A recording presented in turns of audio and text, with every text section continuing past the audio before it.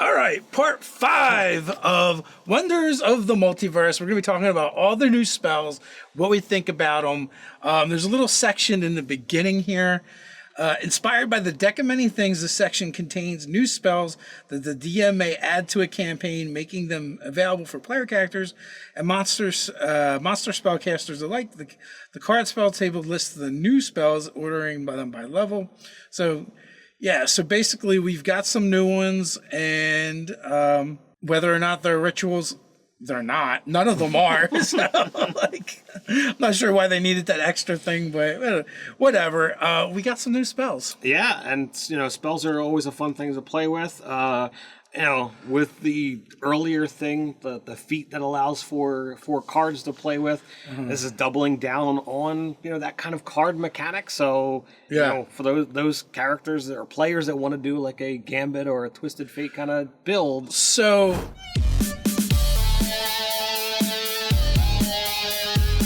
I'm Nerdarchy Ted.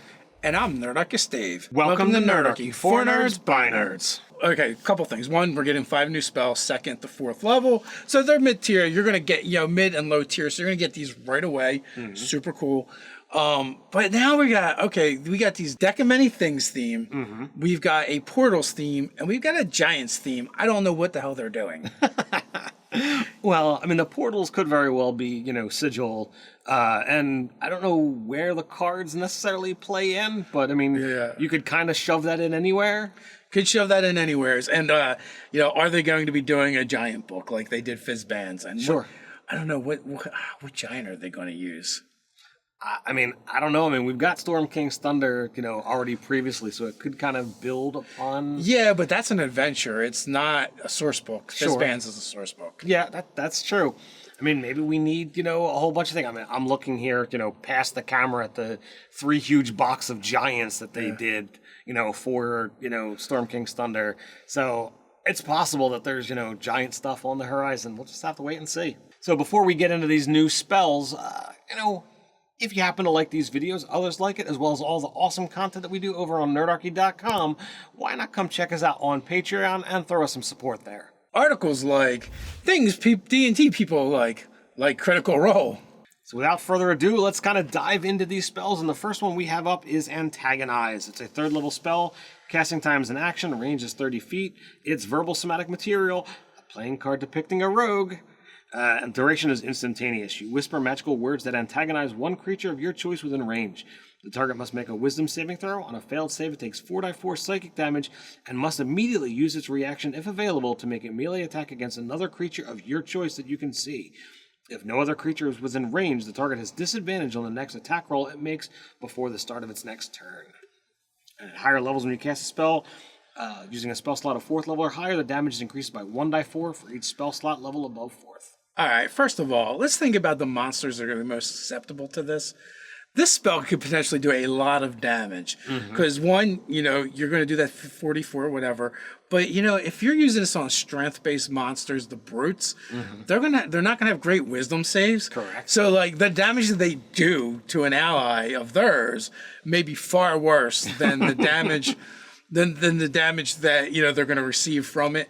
And also when you get to that point, the disadvantage is less useful because they tend to have super high to hits. Sure. But that's mitigated also by the fact that if it fails its save, it's gonna take the damage, it's gonna use its reaction, granting your ally the possible opportunity of fleeing its range without drawing the attack for opportunity. I think that is a added advantage of the spell. Now it's a 3rd level spell, so when you look at the area effect damage of a fireball, is that going to be the equivalent of doing 8d6 points of damage to multiple enemies?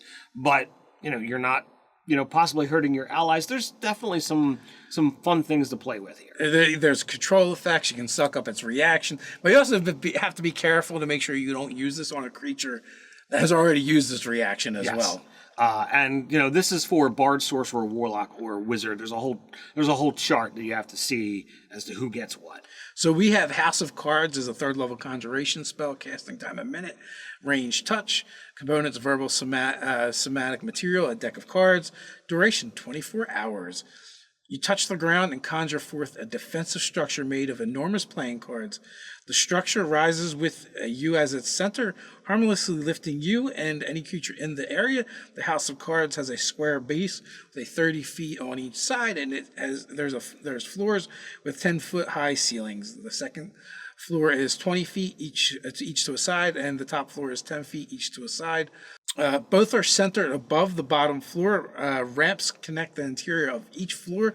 Empty door frames connect the interior and the exterior of each level. Creatures inside or on top of the structure have half cover. Each card that comprises the house is 5 feet wide and 10 feet tall, and is very fragile. A card that has a AC 10 and 1 hit point.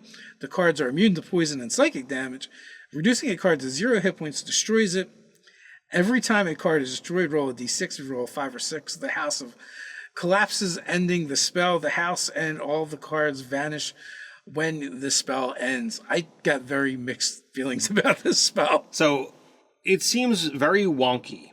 But my first thought looking at this is I'm definitely seeing, the crafting community using a real deck of playing cards to actually make this, to put it onto a table, because it makes a specific structure that is measurable, in our terms, not in, theirs. So it's like, oh, it's made of huge playing cards. So like you can decide whether they're vertical or whether they're horizontal when you make them. So you could definitely have a lot of fun playing with this. And I don't think it's going to be long before I'm seeing pictures calling out House of Cards on a gaming table made out of standard, Visually, I think it's super cool.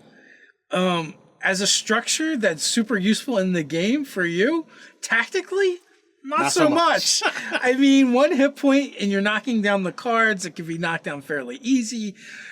You do get half cover, but again, the chances that half cover of going away fairly quick is there. And also, you might, if you're on the top floor, it's your 2d6 of falling damage. Or a die 6 of falling damage if you're on the bottom floor. Right. What happens when cards are falling on you? Does the DM decide that you take damage from that? Death by giant paper cuts. So there's all of that, but visually it's really cool. I mean, I almost want to put my enemy in it and then knock it down. Spirit of Death is the next one. It's a 4th level necromancy. Casting time of an action, range 60 feet. It's verbal somatic material and a gilded playing card depicting an avatar of death worth at least 400 gold pieces, and duration is concentration up to a minute.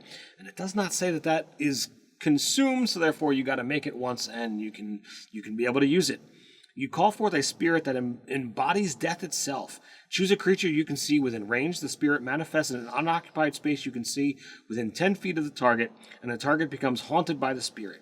The spirit uses the Reaper Spirit stat block. The spirit disappears when it or the haunted creature is reduced to 0 hit points or when the spell ends. The Reaper Spirit is an ally to you and your companions in combat. The spirit shares your initiative count, but it takes its turn immediately after yours.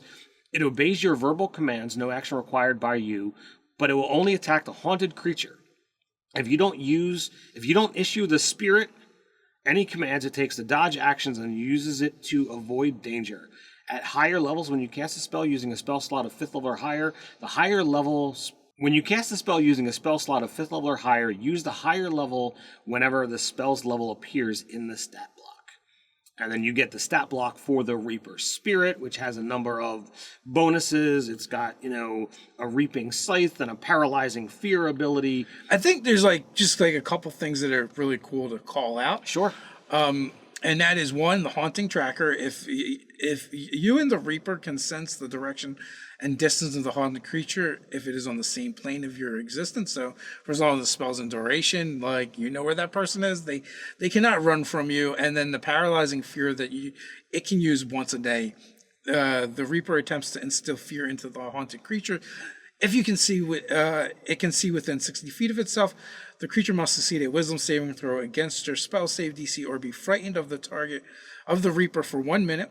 While frightened in this way, the creature's speed is reduced to 0, and it can't benefit from any bonus to its speed. The frightened creature can repeat the saving throw at the end of its turns, or immediately after it takes damage, ending the effect on itself on a success. So basically, you can use it to lock a creature down. Yes. So definitely a lot of fun there, and you can have some fun with it. My first impression is you totally put a piece of treasure in there. They find a spell scroll with this, and inside the spell scroll is that, gilded card, so they can learn the spell and be able to have that piece of treasure so that they can be able to use it. Honestly, I think it's fun and thematic. I don't think it's a particularly awesome 4th level spell, to be honest with you, for what it does. But that being said, like if you wanted to take this spell, and you had the card fee, like this is definitely some cool things to kind of stack into a character and theme them. I would agree. So next up we have Spray of Cards as a 2nd level conjuration. It's 1 action to cast and a range of 15-foot cone. Components are verbal somatic material, which is a deck of cards. Duration is instantaneous. You spray spectral cards from your hands or sleeve the cards blind or slash at your enemies, and then vanish. Choose one of the following effects. Blinding cards. Each creature in a 15-foot cone must succeed on a wisdom saving throw or be blinded until the end of their next turn. Cutting cards. Each creature in a 15-foot cone must succeed on a dexterity saving throw. A creature takes 2d10 force damage on a failed save and half as much damage on a successful one. At higher levels, when you cast the spell slot of 4th level or higher, the damage of the cutting cards increases by die 10 for every 2 slots above 2nd level. So definitely a lot of fun. That it seriously invokes the Gambit vibe. A 15-foot is rather short, but hey, sometimes that's useful. Yeah, so this one I find a little bit disappointing for a 2nd level spell that requires you every 2 levels to increase the damage. I don't think, like, the area is small, it should just be every level. Sure. Like that, it doesn't really make sense. And the blinding effect is just until the end of the next turn. You can blind a bunch of things. I mean, or like just combine the effects. Save for half damage. And save to avoid the blind. And save to avoid the blind. I think combining them would be way cooler. And then to me, the every 2 levels would make a lot more sense. I would agree. Again, 15 feet is, what is that? That's 3, 5, 6 squares. A maximum of 6 creatures you can hit with it, compared to a fireball or some other spells. I don't think, I don't think you'd be breaking it, or even like reduce the damage and add the blinding effect. Sure. So use D8s instead of D10s. I'd even be okay with D4s, just because like Burning Hands is 3d6. Sure. And again, like, because it does a little bit more damage than Burning Hands, but the effect and the visual of the spell is really cool. So last, we have Summon Warrior Spirit. It's 3rd level conjuration. Casting time is an action. Range 90 feet. It's verbal somatic material. Again, we've got a gilded playing card depicting a knight worth at least 300 gold, and duration is concentration up to an hour. You call forth a warrior spirit from the legendary Deck of Many Things. It manifests in an unoccupied space that you can see within range. The corporal form uses the warrior spirit stat block. When you cast a spell, choose a type of warrior, barbarian, fighter, or monk. The warrior resembles a humanoid armed appropriately to the chosen class, which determines certain traits in the stat block. The warrior disappears when it drops to 0 hit points or when the spell ends. The warrior is an ally to you and your companions. In combat, the warrior shares your initiative count, but it takes its turn immediately after yours. It obeys your verbal commands, no action required by you. If you don't issue any, it takes a dodge action and uses its move to avoid danger. At higher levels, when you cast a spell using a slot of 4th level or higher, the creature assumes the higher level for that casting whenever it uses the spell's level in the stat block. All right, so a couple things. For armor class, the fighter gets a better armor class if you choose fighter. Hit points, fighter and barbarian get more hit points than the monk. Speed, the monk is faster. Then we get into the actual abilities. The barbarian gets a reckless strike, which means they're just more likely to hit. Rallying strike is really cool that the fighter gets, and basically it gets to do damage and also buff you or an ally. And unarmed strike for the monk, and the monks do less damage, but they get more attacks. And they also get a control effect. They can push people around. Yeah, so there's a lot of fun thing that's here. The warrior, makes a number of attacks equal to half the spell's level. rounded down. So, like, it's a third level spell. So if you bump it up to fourth, there's more benefits. They get more attacks. So all in all, I think this is a really cool spell. And again, you could do that same kind of thing. What I said with the death is they could find as a piece of treasure, you could find a spell scroll with this, and you find that card inside the scroll. So they would be able to add it to their spell book and be able to use it right away. Yeah, I do like the warrior better than the death one because there's options. There's options, and you put it on the battlefield, and it's just going to fight for you until it's done, and it lasts longer for one. Right. But with the Reaper, it's like you put it on the battlefield, and it's just going to work against that guy right there, and nobody else. Yes. If they die, they leave. Anything happens, this higher level spell is no longer effective for you. So I don't like that. Now, it's very thematic because it's based off of the Deck of Many Things. And it makes sense because that's how the Deck of Many Things operates for that card. But in a more practical sense, it is less useful. Yeah, so I would see this as like, I totally just see like the card being like a hologram shifting between warrior, barbarian, and monk. It's just like a cool visual. I like it. In case you need holograms in your D&D game. Speaking of, magic items that you might be able to, put in your game, why not come check out and pre-order your copy of Mageforge?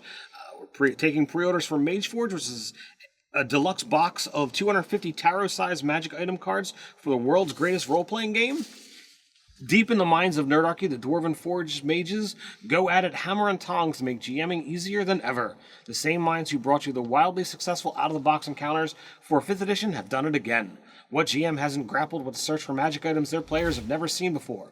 Sure, you could build custom magic items for every game, or you could spend more time playing because we've done the work for you with the Mageforge. Searching through tome after tome. Bring excitement back to your games with magic items you'll be as thrilled to present to characters as they'll be to discover. Make common magic items captivating and artifacts astonishing. Currently in production following the successful funding with the established delivery date of February 2023, box set and PDF versions will be fulfilled as they are completed to backers and pre-order customers. Yeah, we're getting closer to being done with those digital versions, and we'll be closing out pre-orders very, very soon. But let us know what you think of these new spells. Discuss them down below with the Nerdarchy community. Love them, hate them. Do you have a favorite? Let us know. While you're down there, don't forget to like, share, subscribe. You know what to do. Quick reminder, Mondays, Wednesdays, and Fridays, we drop new videos here on the channel, so come on back. Can't wait till then. No worries, we've got you covered. Check out the card up here for Wonders of the Multiverse Part 4, where we discuss feats. So until next time, Stay nerdy.